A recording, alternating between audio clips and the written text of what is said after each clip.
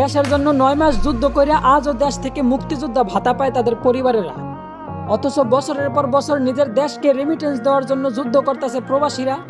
সেই প্রবাসীদের লাশটাই নাকি ইউএস বিমান বহন করতে পারবে না।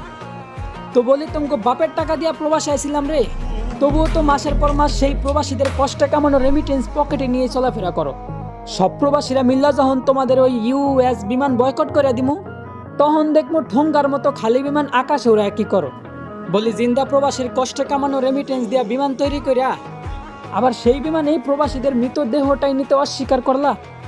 বিষয়টা এমন হলো না যে সারা রাত নিজের ইজ্জত মানুষের কাছে বিলাইয়া আবার ভোর রাত্রে উজু করে নামাজে দাঁড়াইলা।